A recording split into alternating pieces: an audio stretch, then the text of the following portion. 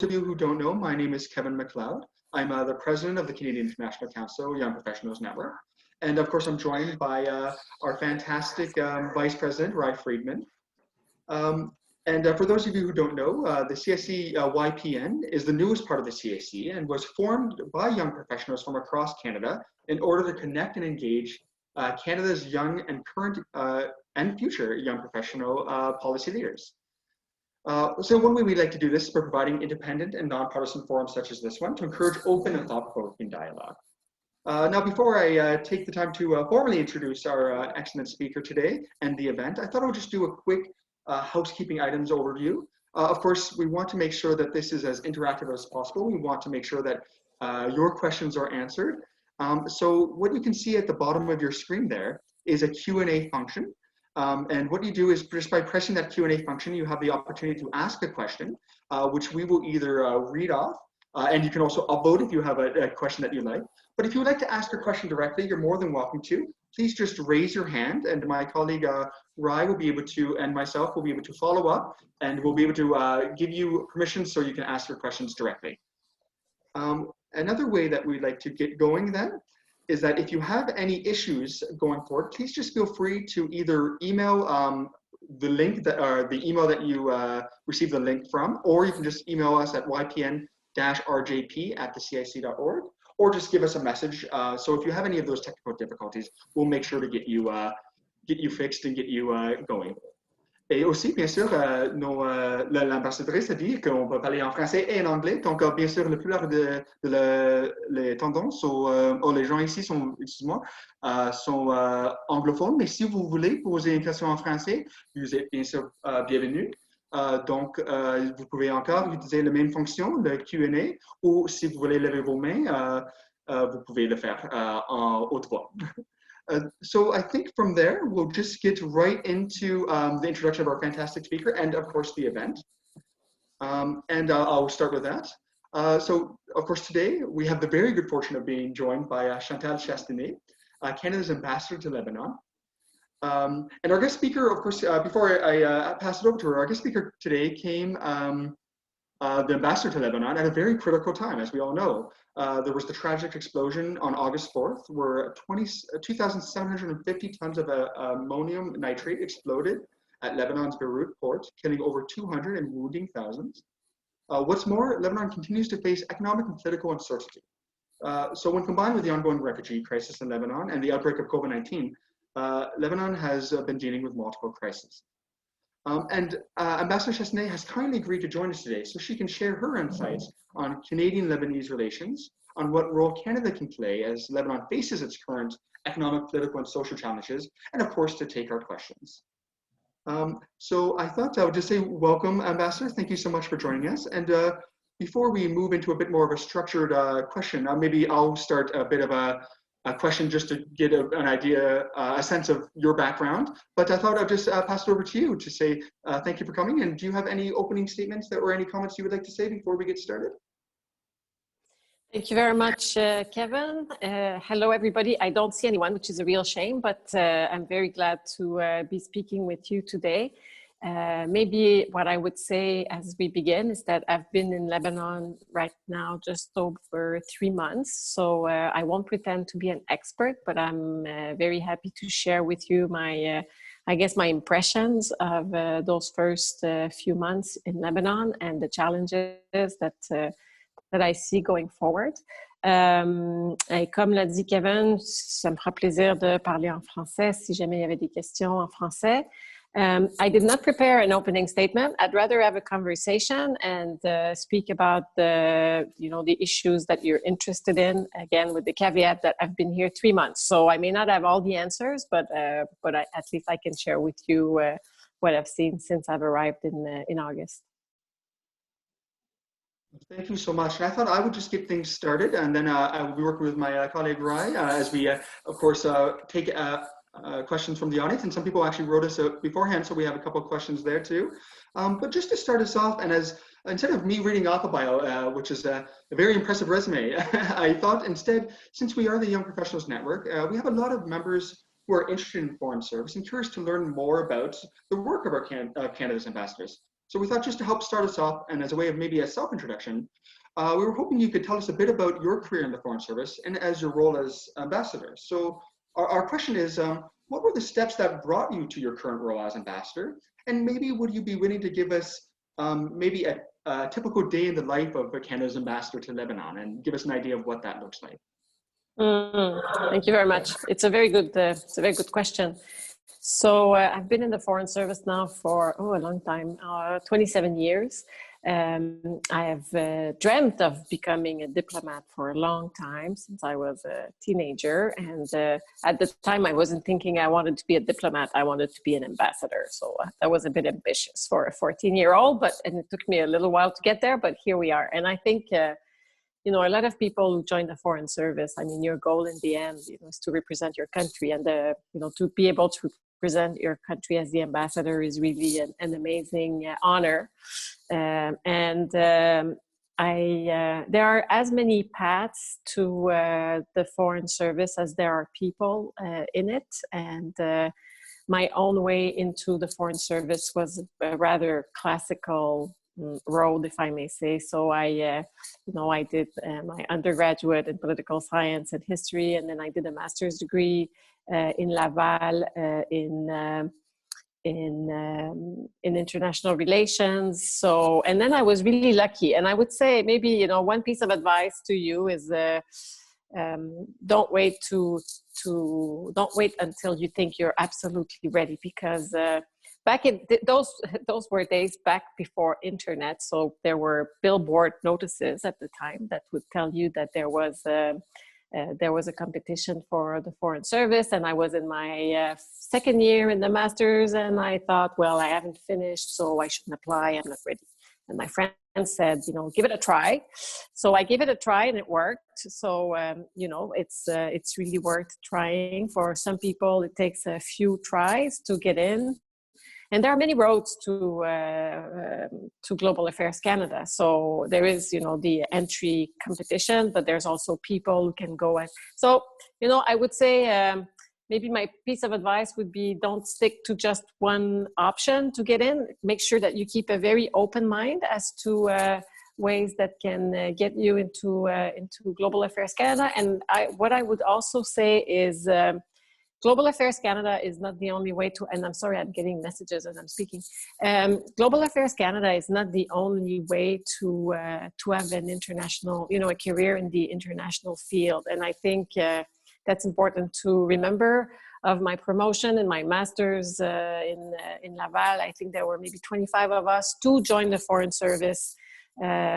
And all the rest in the end ended up having great careers in the international scene as well, but just in different areas. So as I said, keep an open mind and look at all opportunities, because there's more in the international world than just Global Affairs Canada. And then as far as my career, I don't know if that's a good thing to say, but I kind of went with the flow, and you get in, and human resources sends you somewhere. And in my case, I joined the Foreign Service. I had focused all my studies on Latin America, and I spoke Spanish. So I thought they'll send me to work on South America, but no.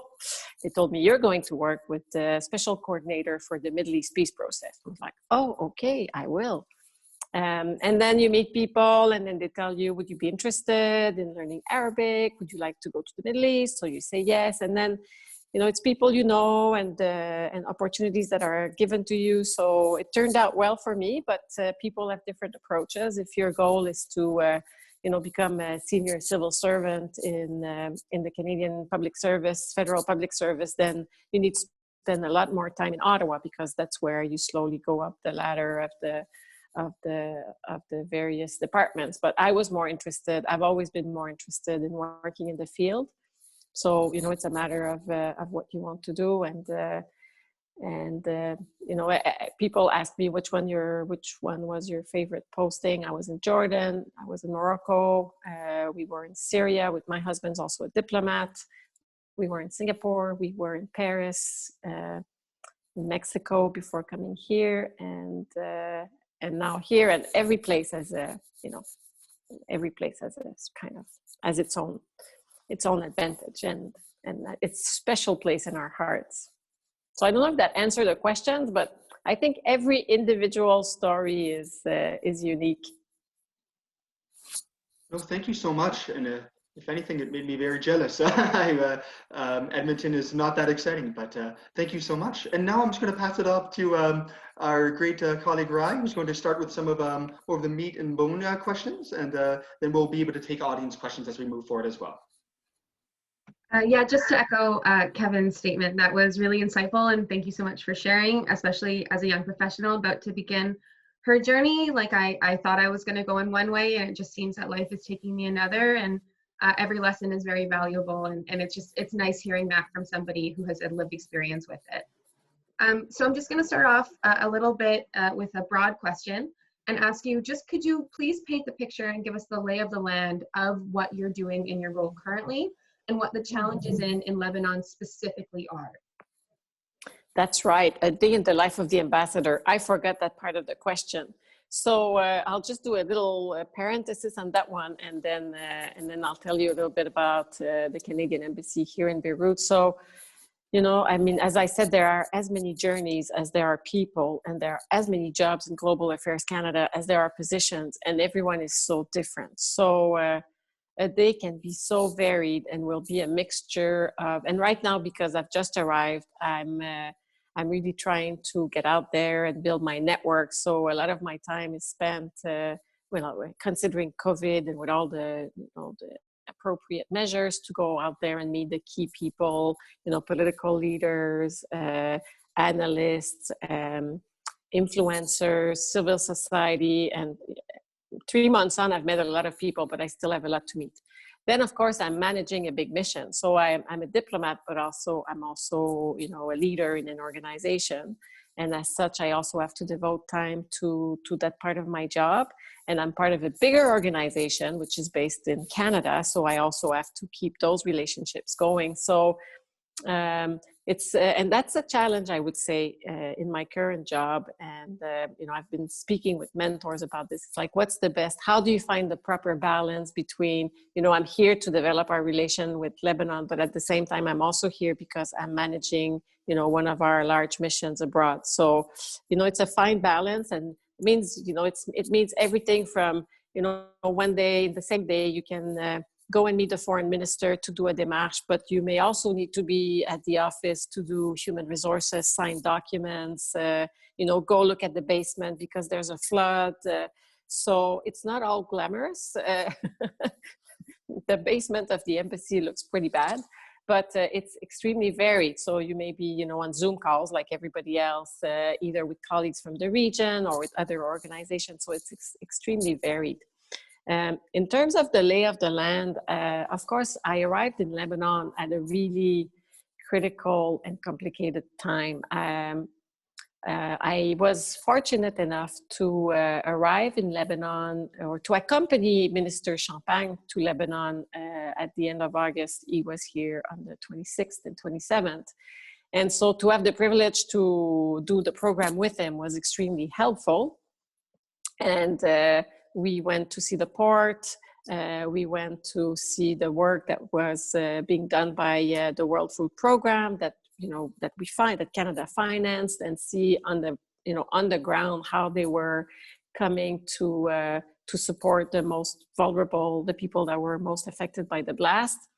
And we were able to speak with the Lebanese Red Cross, to volunteers who've been working for days and days and days in the blast, and then also to meet with the staff. The team that I joined at the embassy has lived through a critical event, and a lot of staff were suffering from it's a traumatizing experience that they've gone through, and most of the Canadian that work in the embassy, that are posted in the embassy, live in the area that was affected by the blast, and all the apartments where we have Canadians living in were destroyed, and everybody had moved in a hotel and stayed there for like 3 months. So this is it's difficult to join a team that has gone through such a traumatic event, and then to find the right words and to find the right approach, because I will never know what they've gone through. I will never be able to understand what they've been through. So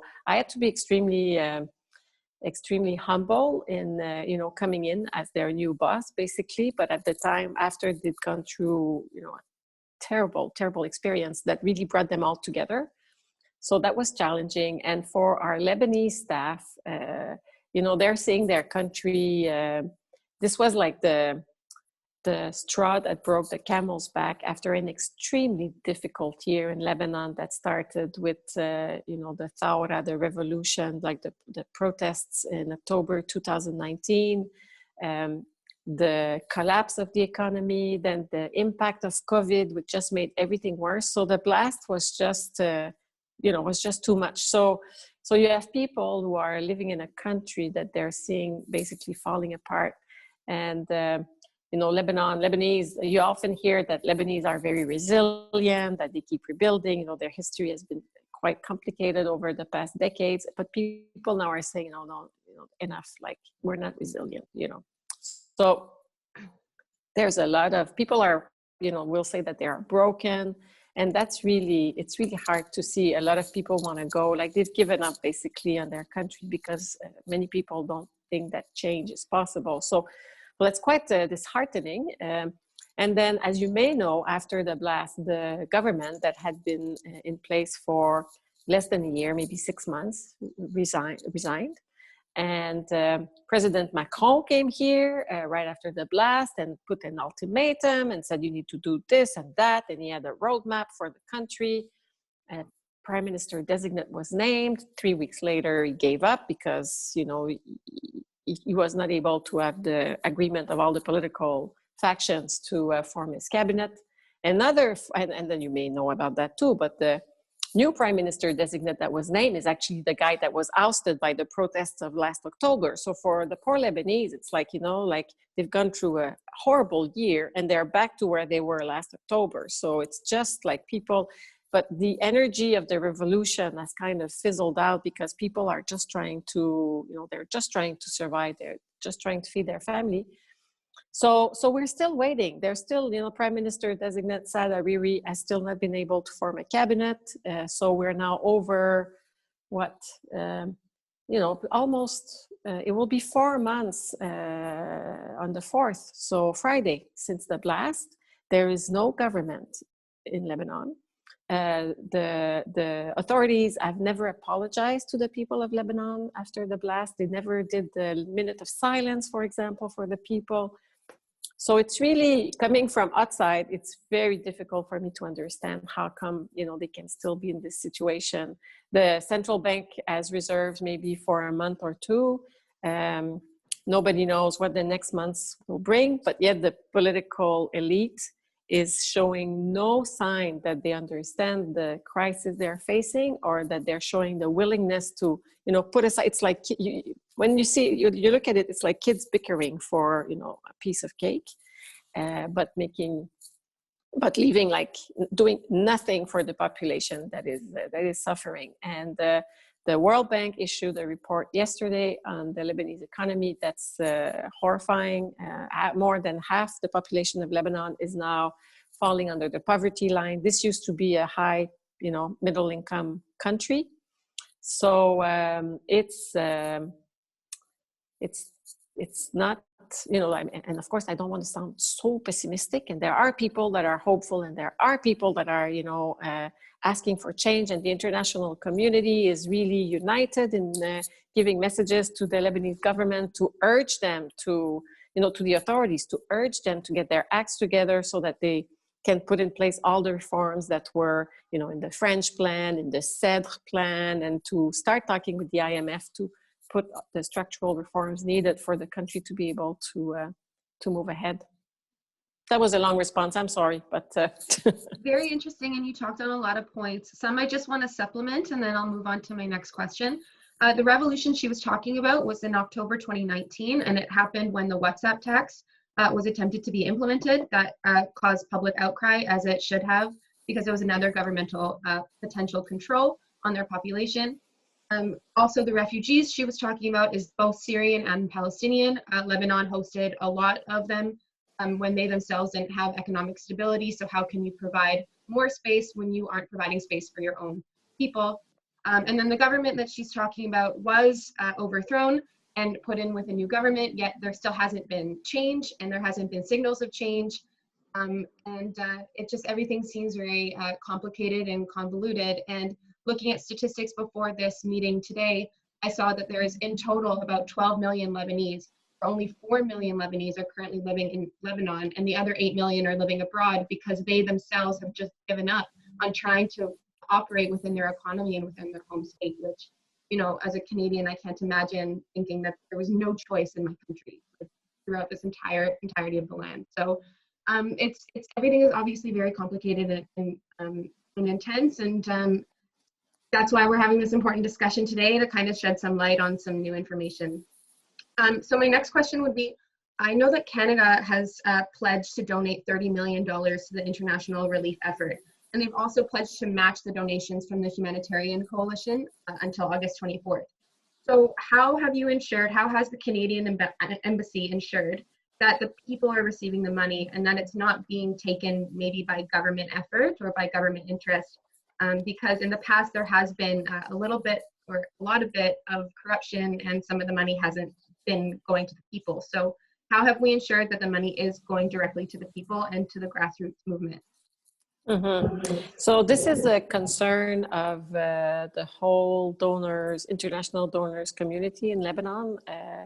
Nobody's giving money to the government at the moment. So, and even, you know, the 30 million was a specific response to the blast, but Canada's been having, you know, has the Middle East strategy that was launched in 2016, and we've invested over those 4 years about $420 million in Lebanon, but all through, so we work through partners, trusted partners. So either local NGOs that are reputable, or with UN agencies that are here in Lebanon. And they're all here. There's a huge UN, you know, all the UN agencies, the international financial institutions are here in Lebanon.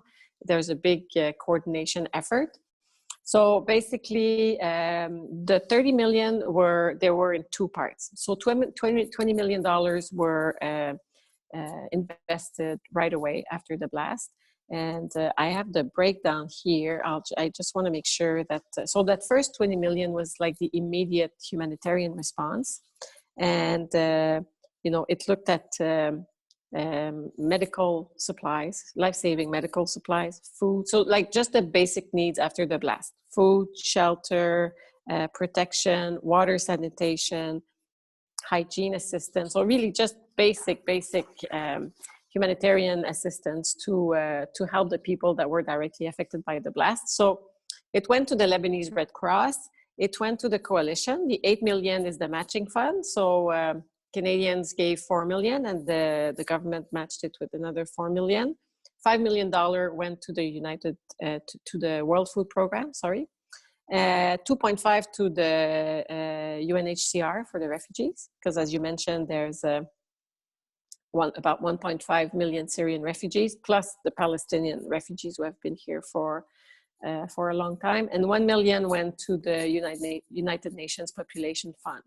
And that specific donation was geared towards women and girls, to make sure that their particular, you know, to kind of health needs were met, and also to work on the issues of gender-based violence, you know, towards victims, because of course, you know, in most crises, the most vulnerable are very often women and girls. So that was addressing that. And there is 10 million that was marked for early recovery, and decisions are now being made in Ottawa to determine where that money should go to. We should find out soon. As you may know, there is, so those 30 million were a response to a flash appeal at the conference that was organized by France early August after the blast. And as you may know, there is a conference actually in Paris right now that was organized by President Macron. He had announced during his visit that he wanted to do 2 conferences before the end of the year, but those conferences were condition on a new government actually being announced. And so, 3 months ago, it was hoped that that conference would take place to support the new government here as it would start to think about how to manage reforms. But unfortunately, there is still no government. So the objective of the conference changed slightly, and it's more for donors to take stock of what has been done so far, of where the needs are. But there's a consensus among the international donor community that there shouldn't be no money sent towards reconstruction until there is a government and until such government has shown a real willingness to implement reform. So right now, all the money that's been invested in Lebanon is basically humanitarian, to respond to humanitarian needs and to respond to the early recovery.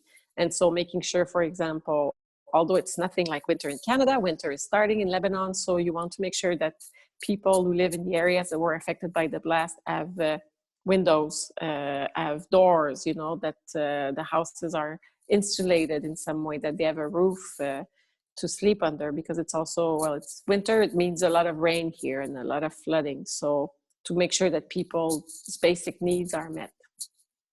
Thank you. I wanted to ask just briefly about the hyperinflation and what the possible route is to counteract the hyperinflation, if there is a strategy. Well, the whole macroeconomic situation is basically at the mercy of reforms, right? Or of the absence of reforms. So as long as there is no government, and as long as no fiscal reforms are put into place, frankly, it's just going to keep getting worse. As you may know, there was supposed to be an audit of the central bank to see where, because to understand why suddenly there is no money, and to kind of determine where the problem was. And there was, again, a lot of bickering about, the president of the central bank was saying that he could not give the information to the audit firm that had been chosen because of privacy law. And then Parliament was saying that that wasn't correct. So they were all fighting. And in the end, the audit firm broke the contract and said, we're not staying, we're going away. So we're back at square one. It's just going to, as long as nobody, there's no leadership and there is no one takes responsibility for changes to take place, they can't deal with it. So the official exchange rate is still at 1,000. I can't remember the exact amount. 1,300. I have it somewhere, and every day it fluctuates on the informal market. So between, I would say, 7,500 to maybe 8,000. Sorry, 200, something like that. So a lot of people are paid in US dollars, so with what they call fresh money, because as you may know as well, people's savings are stuck in the bank. People who had saving in US dollars cannot take it out, and if they can, it's at the official rate, which means that they're basically getting a terrible haircut on their investment. So people who are paid in US dollars are paid in fresh money, and fresh money you can put in the bank and take out. So anything that you're getting now you can actually use. So those people are not too badly off, but people who are paid in Lebanese pounds have seen their purchasing power decrease, in a catastrophic way. It's the price and inflation, it just keeps going up and up. So which explains why you now have 50% of the Lebanese population that is falling under the poverty line. Thank you so much for answering that question. I'm going to hand it off to you now, Kevin. I think we have a question in French from our audience. Excellent. Thank you so much. And thank you everyone for asking your questions. Yes, I see we through the upvote function, the one that's in the leading is one from Carly. So it is in French. So I thought I would just read it Donc, je vais lire la question en complet, mais peut-être si on peut répondre en français et peut-être en anglais aussi, si ça ne vous dérange pas, juste parce que je crois que la plupart de les gens ici sont anglophones. Donc, je vais juste le lire en complet par la question de Carly.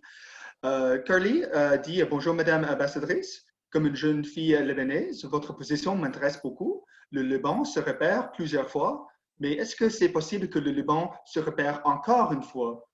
En plus, selon votre avis, avec la réélection de Harari, est-ce que le Liban sera en face d'encore plus de problèmes et peut-être même une autre guerre civile?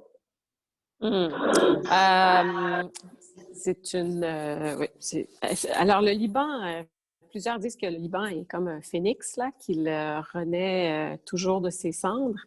Mais comme je le disais au tout début, les gens sont vraiment... Et si vous êtes libanaise et que vous avez de la famille au Liban, vous le savez comme moi, là, les gens ont perdu espoir après l'explosion du 4 août. Pas tout le monde. Il y a encore des gens qui sont prêts à s'investir, à s'engager. Et même si on entend moins parler de la révolution, il y a quand même des groupes qui étaient dans le square des Martyrs l'année dernière, qui essaient de s'organiser, qui essaient d'apporter des changements, qui pensent aux élections parlementaires de 2022 en se disant que peut-être ils seront capables de former une opposition qui pourrait éventuellement amener un changement au Liban. Donc, est-ce que le Liban peut se réparer? C'est sûr que le Liban peut se réparer.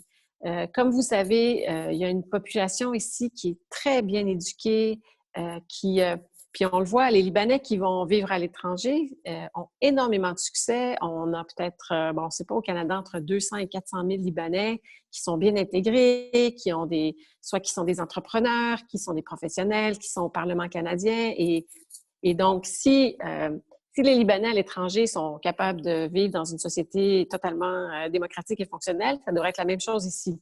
Mais c'est la volonté politique qui manque.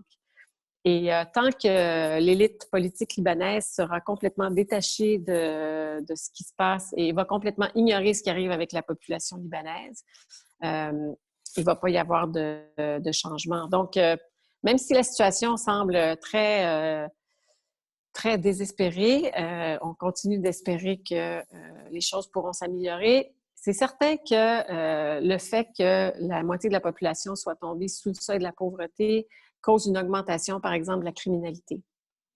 Parce que les gens ont besoin de nourrir leur famille, ont besoin de pouvoir subvenir à leurs besoins. Et je vous dirais qu'on entend, mais bon, il y a beaucoup de rumeurs au Liban, et donc on entend de plus en plus, les groupes quand on a peur, et certains chefs politiques vont essayer de faire peur aux membres de leur groupe ou de leur confession, de leur parti, en leur disant, ben vous êtes mieux de rester avec nous, c'est comme ça que vous serez le mieux protégés. Et comme vous le savez, il n'y a pas de filet social au Liban. Ce ne sont pas de filet social du gouvernement. Ce sont vraiment les différents partis ou les différents groupes confessionnels qui s'assurent de donner soit de l'aide alimentaire en ce moment ou de l'aide financière. Et se substituent un peu au gouvernement, ce qui est une partie du problème, parce que tant que les Libanais vont d'abord s'identifier comme faisant partie d'un groupe confessionnel plutôt que comme étant des citoyens libanais, ça va être difficile de changer la situation. Les gens ont effectivement peur qu'il y ait de nouveau de la violence. Personne ne veut un nouveau conflit au Liban, mais bon, c'est peut-être quelque chose qui peut se passer dans l'avenir, mais on espère qu'on n'en arrivera pas là. So, to try to say this again in English, so can Lebanon rebuild itself? It's rebuilt itself. That was the question. It's rebuilt itself very often in the past. Will it be able to rebuild itself again this time? And because there are rumors of violence coming back again, and I don't like to use the word war because I don't think we're there, but you do hear that, and I think it's it's partly because people are so desperate. There is so much uncertainty right now in the country that people are like, well, what else can happen? And there is such a need for a major change in the way that the country is managed that you know, it's hard to imagine how it can take place. So either it's the political leadership that agrees that they need to change, but they've been, you know, it's worked like that for, you know, more than 30 years. And it's the same leader. Like I said, I started, you know, my first posting was Jordan 25 years ago, and the same people were in this, you know, the same leaders are still in the same positions 25 years later. So it's hard to change when you have people who have been in that position for so long, who have all been warlords in the civil war. So, you know, it's a change of mentality as well. So can Lebanon, I'm sure Lebanon can rebuild itself. As I said in my answer in French, you know, the Lebanese citizens who go to live abroad have great success. You know, they're business owners, they're professionals, doctors, nurses, lawyers. You know, in Canada, we have parliamentarians who are of Lebanese origin. So they integrate really well. They're very successful. So when you look at how they integrate in other countries, you think that, you know, it should be possible to reproduce a similar model here in Lebanon. Because as you know, one of the great problems here is corruption.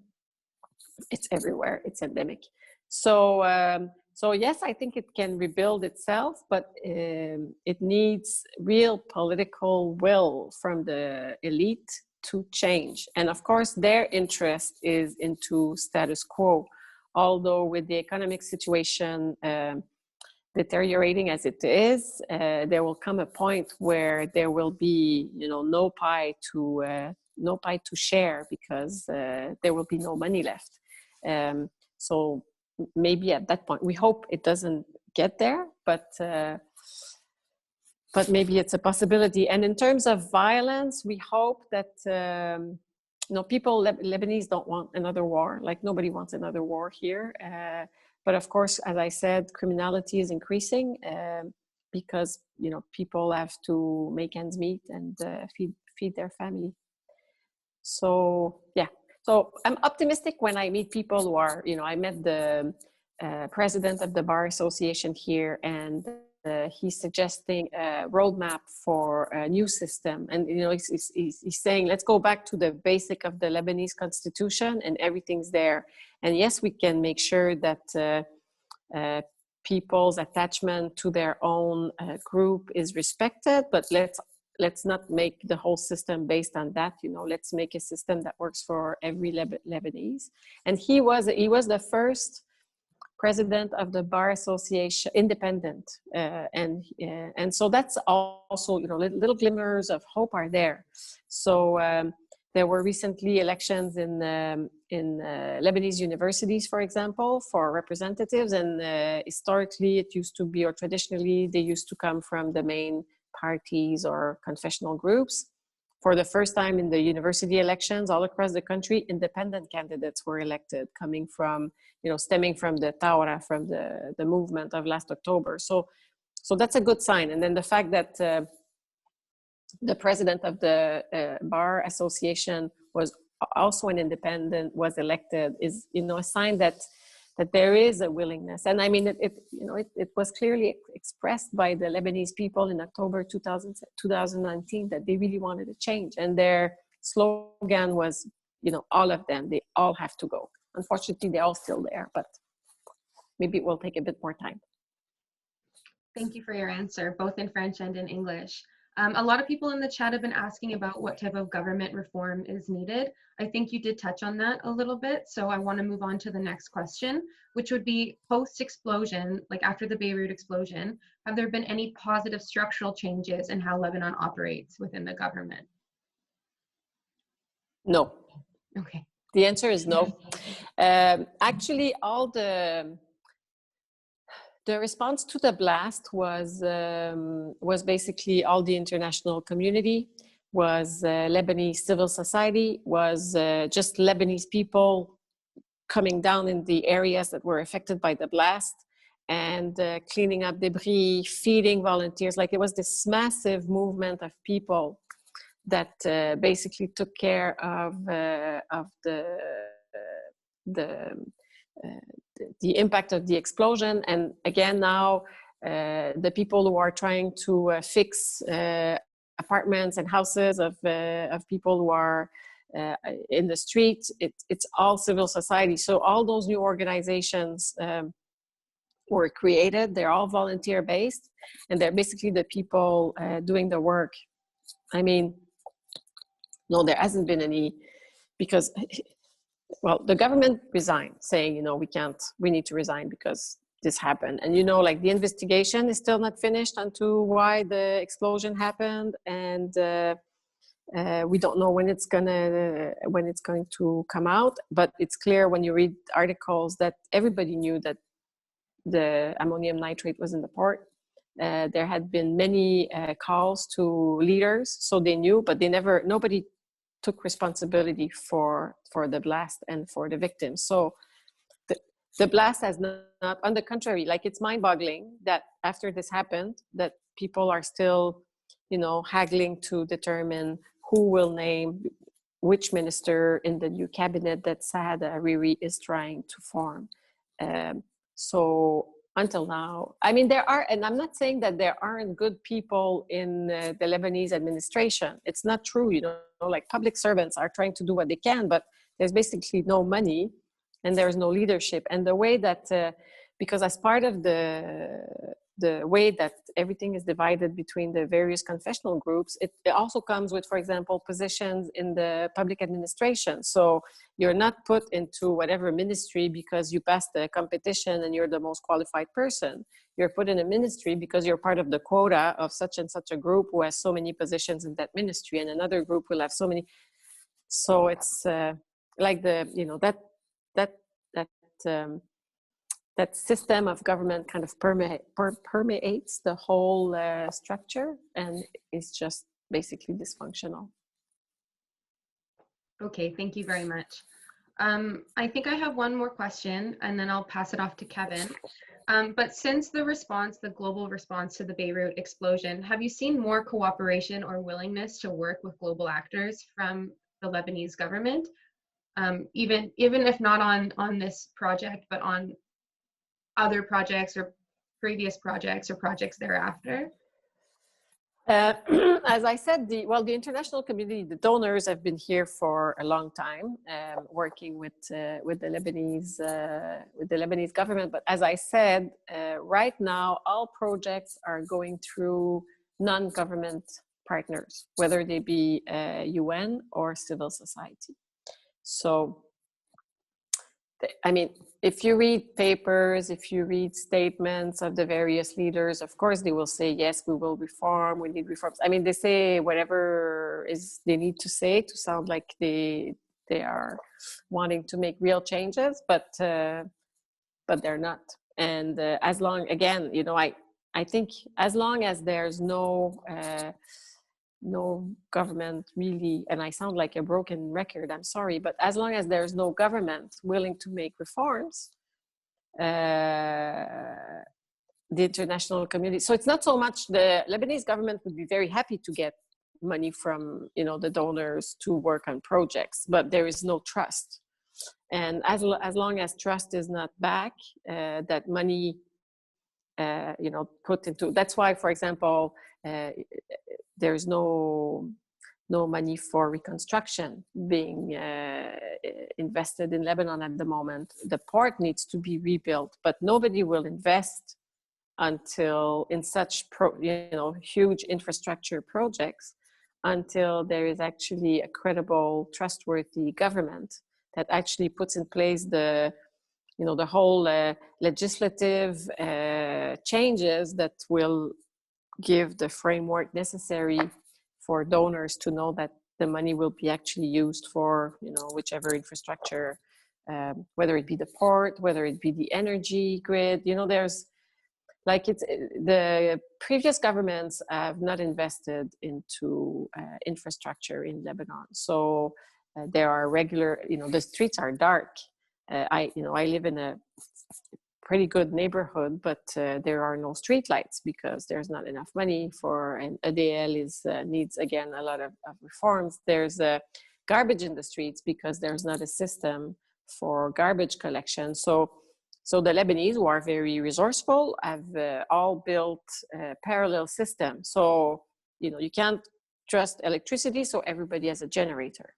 There's no garbage collection provided by the government or by, so neighbors get together and will hire private companies. So, and it's true in almost every sector of where you would expect the government to look after, the needs of the population. Yeah, I was listening to a podcast based in Beirut, and they were talking, like these civil rights activists were talking about, should they be filling the gaps of the government, because the government technically should be doing that.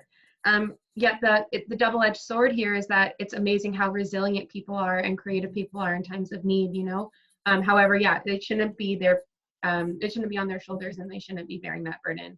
But yeah, Oh, sorry, go ahead. Sorry, no, and it's clear that the role of the international community shouldn't be to substitute itself to the government in the life of the Lebanese people. That's very clear, and all donors are aligned on this. And I think the statement that will come out of the meeting that's taking place now in Paris will give that message very clearly. Thank you so much for answering my questions. I so appreciate it. And now I'll hand it off to Kevin. Hi there. So I guess I'll just continue with some of the questions that we have from the audience here.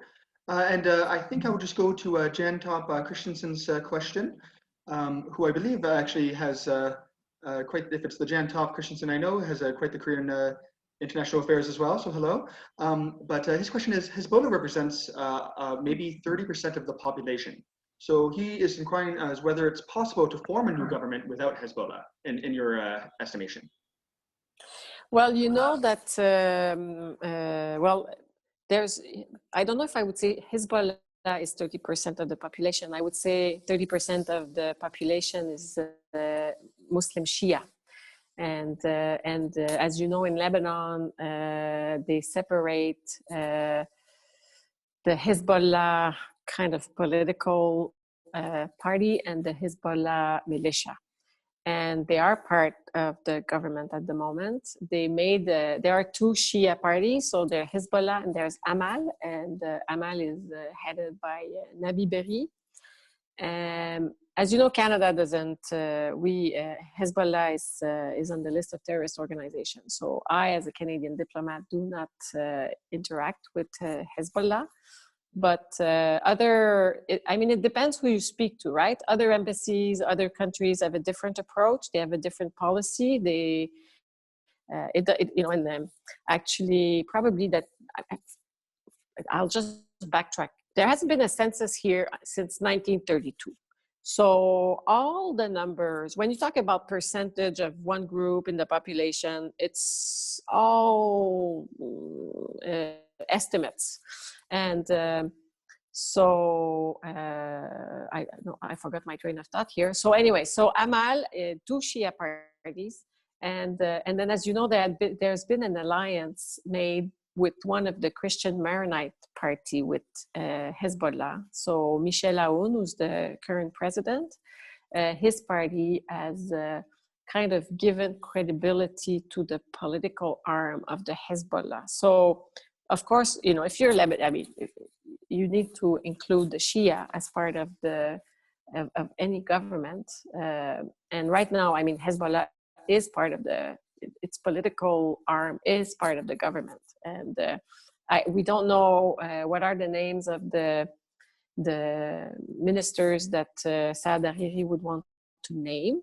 I'm sure there's a mix of people from various confession, but his goal, and I think that's why we're still waiting, is to not have ministers that are affiliated to specific political parties. And that's where the struggle is. And the struggle is with President Aoun and the representative of Hezbollah. So, it's Shia should certainly be represented, as you know, all Lebanese should be represented in the future government. The issue is how and under what system. And when you speak to the various political leaders and ask, I'm new, so I can ask all the questions I want, and I can ask naive questions, and they can make fun of me. I don't mind, but so I try to ask provocative questions such as, could Lebanon have a secular system, for example? And then you get into it's interesting because you get into generational debates, and clearly the younger population in Lebanon is much more open to having political parties that are not aligned with religious groups, but that are aligned with political plans, right? With political objectives, with platforms that are looking at the needs of the population as a whole rather than the interest of a specific group. But it's really a clash of generation, and some people are really concerned, you know, each one fear, especially the representative of the minority within the minority, so the Druze and some of the Armenians in Lebanon are concerned that they will lose, you know, they will lose rights, that they risk losing, you know, their identity as a group in that big. So it's very complex and challenging, and there's no easy answer. Thank you so much. I think I'll move on to a question from Eric, and he asks, what do you think Lebanese-Israeli relations will look like going forward in the light of the new U.S. administration? So multifaceted question. I don't have a crystal ball, but as you may know, negotiations have started between Lebanon and Israel on the demarcation of the maritime border. Right now they're on hold, and they're likely be on hold for, well, they say for a few weeks. They've met now for maybe 5 or 6 times. This was a major breakthrough. The Americans had been working on trying to get those negotiations started for the past 10 years. And it's Shia, but Nabi Berri, the leader of Amal, that was able to bring this together. And I'm sure that he negotiated with Hezbollah. Hezbollah said, you know, we can't do this is terrible, but most people think it's just because they needed to say that, but that everybody went along with the idea of those negotiations. They're civilian. They keep saying that, you know, they are purely discussions on the maritime border, and there are not discussions about, you know, changing the state of the status of the relationship between Lebanon and Israel. And as to the Biden administration, I don't know. People in Lebanon think that he will have other fish to fry as he starts his administration in Washington than think of the Middle East. But a lot of people think that it will be, you know, more of the same. Maybe, yeah. Again, you know, policy to Iran might change a little bit, but still, you know, there will be pressure on Iran, and whatever happens between the U.S. and Iran, of course, has a direct impact on what happens here in Lebanon. So, and again, you know, just when you speak to people, you speak to people and they say, oh yeah, of course, you know, we could eventually normalize the relation with Israel, but I don't think they're there yet. Although they do look at everything that's been going on in the Gulf and the Abraham Accords, and they're concerned. They're concerned, for example, that Haifa will take over from either Beirut or Tripoli, also as a port, and that they could lose big time, you know, in this current situation, and they'll find themselves quite isolated. I see Annalisa has her hand up. I feel, you know, for her, it's the only name I see on my screen. Oh, I apologize. I didn't actually notice that your hand was up there. Well, I'll try to get to at least 2 more questions in. I apologize, everyone. I know we have some great questions still coming in, but Annalisa, maybe we will invite you to speak right now, if that's okay, and then we'll let you ask your question directly.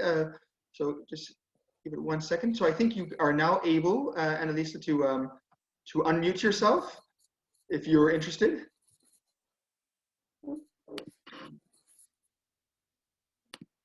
Annalisa, would you like to go ahead? If you can. Can you hear me? Yes, we can. I'm sorry, it said I couldn't activate my video. You had mentioned that Lebanese people are successful abroad. Is this a problem in Lebanon, and does it point to a brain drain in Lebanon? And is this something that the Lebanese government is looking to fix or correct? That's a good question. And just to go back to what Rai said at the beginning, it's true that there are, more Lebanese outside of Lebanon than, more Lebanese people outside of Lebanon, but it's a process that's been happening over, hundreds of years. So it's not only, of course, at the beginning of the Civil War, there was a big drain, and again in 2006 when there was the conflict with Israel. So they've always been, it's open on the Mediterranean. So Lebanese have always been traders, and they've been all over the world. There is a concern here, especially after the blast. For example, there are reports that in the past 3-4 months, doctors and nurses have left the country.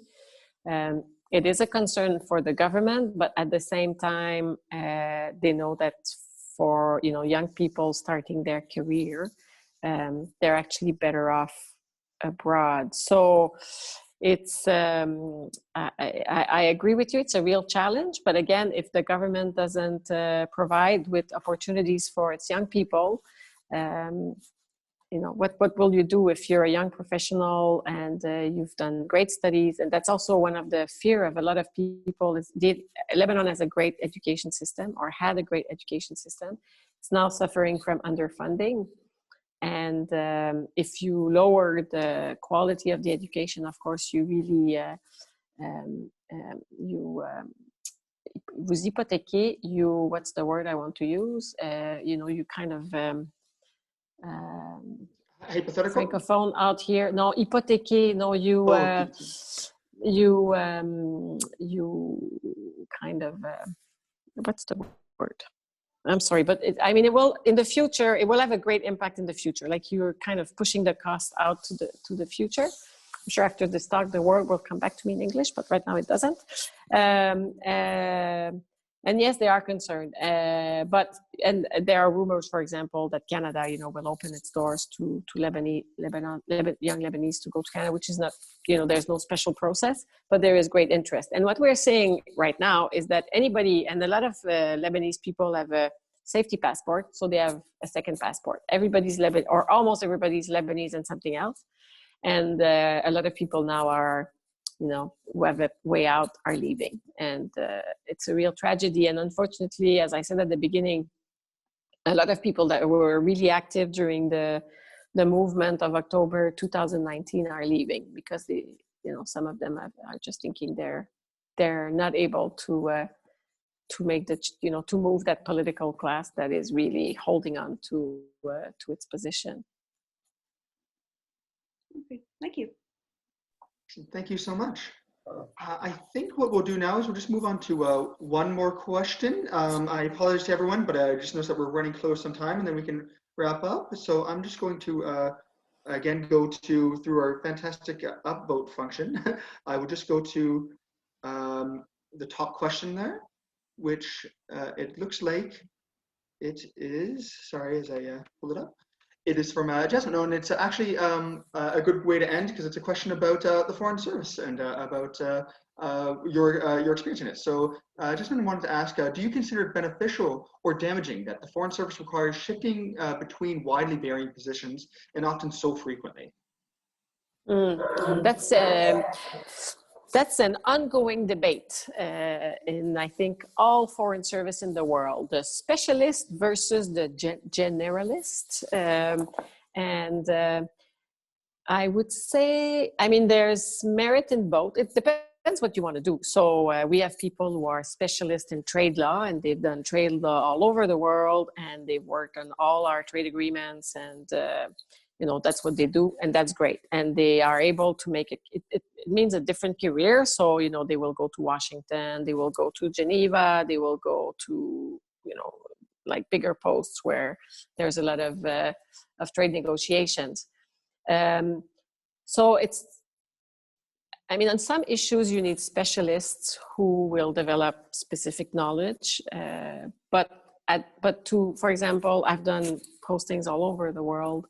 I'm more of a, what we are advocates, and we are network builders, and we are door openers, if I may say. So, having access to be able to defend the interests of Canada in the various parts of the world is what we do. And those skills are usable in any context, because diplomats are not like university specialists. You study one region and you stay there and you become an expert in something very precise. You can advocate on so many issues without having to be an expert, I guess. So I would say that that advocacy role is transferable to a lot of environments. But again, it depends. I mean, we have a bit of both, I would say, in the Foreign Service. So I have colleagues who have worked, for example, in the Middle East, North Africa region for all of their career, and that's fine. But you really need, I think sometimes, the entry-level competition to the Foreign Service has changed a lot over, they go from asking for specific diploma, or they're more open, and it varies. But frankly, we found I worked in human resources for a while, you get the best kind of promotion of diplomats when you really open it up to people with various backgrounds, but that have specific skills. You need to be flexible, you need to be adaptable, you need to be a troubleshooter, a problem solver, you need to be able to develop relationships, you need to be able to function in complex and uncertain environments, and really those skills are applicable in pretty much any circumstances. So I don't know if that answered the questions, but that was fantastic. Thank you so much. And, thank you so much for just taking the time out of your very busy schedule today to answer our questions. I know it's later in the evening for you, so it's coming directly out of your personal time here. So we really do appreciate your time. And I want to say thank you to all our attendees. I know we didn't get to all the questions today, but I think we got a great, robust amount of varying questions, everything from a career in the Foreign Service to Canadian-Lebanese relations and what's happening on the ground in Lebanon. So I know all our attendees are on mute right now, but I hope you will all join me in a round of applause for our fantastic speaker. Thank you, Ambassador. So I'll just wish everyone a great evening. I want to thank you all for coming. I want to thank Rai for, of course, co-hosting this event. And of course, another thank you to our Ambassador Chastenay for taking the time to answer our questions both in English and in French. So thank you.